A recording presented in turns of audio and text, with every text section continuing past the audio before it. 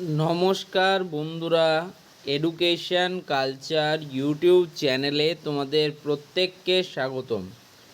তোমরা যারা West Bengal joint entrance examination বোর্ডের আন্ডারে 2025 সালে WBJEE অর্থাৎ ওয়েস্ট বেঙ্গল জয়েন্ট এন্ট্রান্স এক্সামিনেশনে বসেছিলে, তো তোমাদের জন্য একটা গুরুত্বপূর্ণ আপডেট বলবো।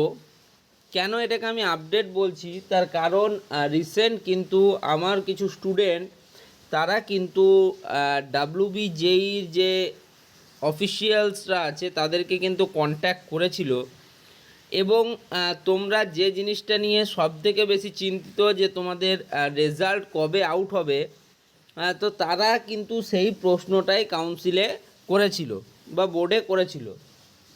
তো তার উত্তরে West Bengal joint entrance examination board থেকে জানানো হয় যে তোমাদের যে রেজাল্ট অর্থাৎ WBJEE যে রেজাল্ট সেটা কিন্তু অলরেডি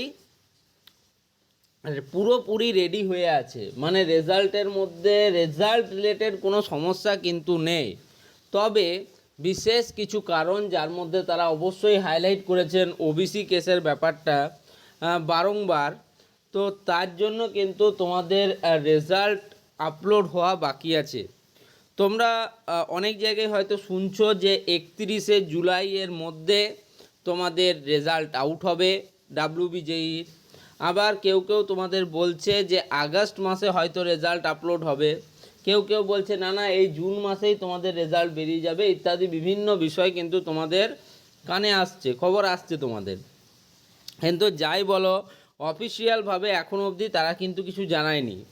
শুধুমাত্র আমার স্টুডেন্টরা নয়, এমন অনেক স্যারেরা রয়েছেন তারাও কিন্তু বারংবার বোর্ডের সাথে কন্ট্যাক্ট করেছেন এবং তাদের কাছ থেকেও তারা একই উত্তর পেয়েছেন। আমি খালি আমার কথা বলছি না, বাকি যারা স্যারেরা রয়েছেন, বিভিন্ন ইউটিউবার স্যারেরা রয়েছেন, সোশ্যাল মিডিয়া স্যারেরা রয়েছেন, বা আমাদের যারা পড়ান তেমন টিচাররাও রয়েছেন, তারাও কন্ট্যাক্ট করেছেন। যেহেতু দেখো West Bengal joint entrance examination রেজাল্টটা খুবই ইম্পর্টেন্ট, তার কারণ এর পরবর্তীকালে তুমি নিজেকে একজন ইঞ্জিনিয়ার হিসেবে, একজন ফার্মাসিস্ট হিসেবে, একজন আর্কিটেকচারাল স্টুডেন্ট হিসেবে বা অন্যান্য বিভিন্ন ডিপার্টমেন্টে নিজেকে প্রতিষ্ঠিত করার জন্য এর থেকে ভালো সুযোগ কিন্তু আর কিছু হতে পারে না।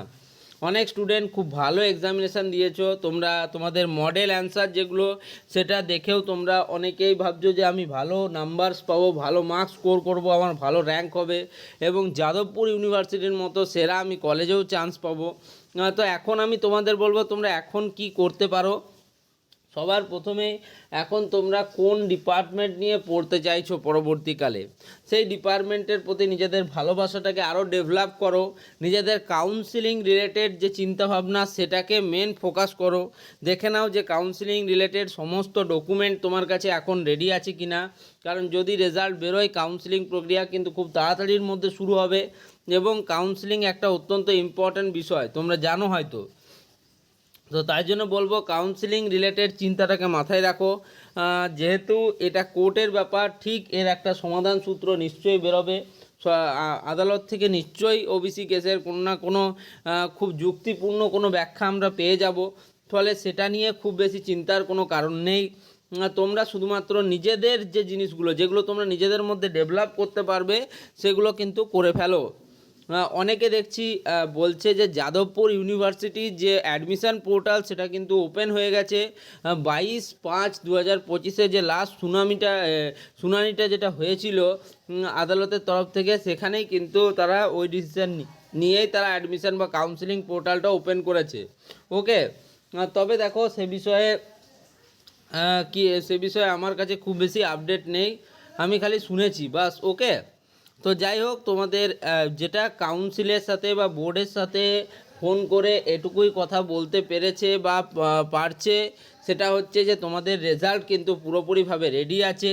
যে কোনো মুহূর্তে তারা গভর্নমেন্ট অফ ওয়েস্ট বেঙ্গলের হায়ার এডুকেশান ডিপার্টমেন্ট থেকে যদি সবুজ সংকেত পান, সেই মুহূর্তেই কিন্তু তোমাদের রেজাল্ট আউট হওয়ার জন্য তৈরি। ফলে তোমাদেরও বলবো যে চিন্তার কোনো কারণ নেই, তোমরা এই সময়টা নিজেদের কাউন্সিলিংয়ের দিকে ধ্যান দাও। তোমাদের যে পরবর্তীকালে কোন সাবজেক্ট নিয়ে তুমি এগোতে চাইছো তার দিকে ধ্যান দাও। ধন্যবাদ।